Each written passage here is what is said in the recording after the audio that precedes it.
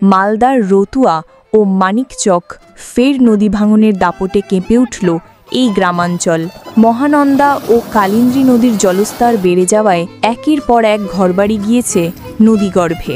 শ্রীকান্তটোলা, মুলিরামটোলা, পশ্চিম রতনপুর বহু পরিবার এখন আশ্রয়হীন। হাজার হাজার মানুষ যারা আগে নদী ভাঙনে সর্বস্ব হারিয়েছেন এখন আবার নতুন করে বিপদের মুখে। নাজিরপুরে কালিন্দী নদীর তোড়ে ভেঙে গেছে একমাত্র বাঁশের সাঁকো। বন্ধ হয়েছে পারাপার। ছোট ছোট শিশু, বৃদ্ধ ও মহিলারা পায়ে হেঁটে নিরাপদ আশ্রয়ের খোঁজে এলাকা ছাড়ছেন। এখনও পর্যন্ত প্রশাসনের তরফে বড় কোনো কার্যকরী উদ্যোগ দেখা যায়নি। আতঙ্কে দিন কাটাচ্ছেন এলাকাবাসী।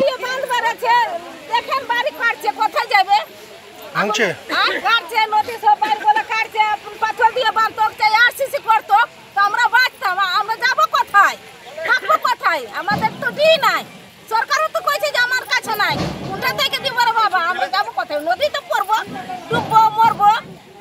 বাড়ি ভাঙছেন? বাড়ি ভেঙে হ্যাঁ ভাঙছে, দেখেন না ভাঙছে, সব দেখতে লাগে গিয়েছে। কোথায় যাবেন বাড়ি ভেঙে?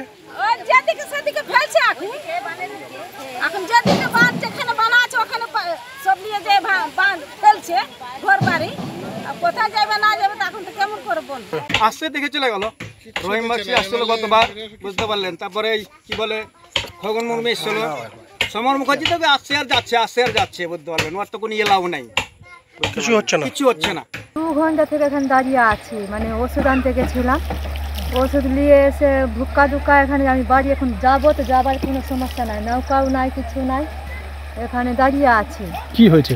আর বাচ্চা, ছোট বাচ্চা নিয়ে আমার মেয়েটা বসে আছে, বাচ্চাটা বাড়িতে রেখে এসছে, যাবো আর চলে আসবো। এখন ফারেস ভেঙেছে, নৌকাও আসছে না, আর বাড়িতে যাবো এটাও কোনো ব্যবস্থা হচ্ছে না। ভাঙলো কিভাবে? ভাঙলো ওই জল বেড়ে গেছে না, ওই স্রোতে ভাঙলো, জলের স্রোতে ভেঙে গেছে। হ্যাঁ।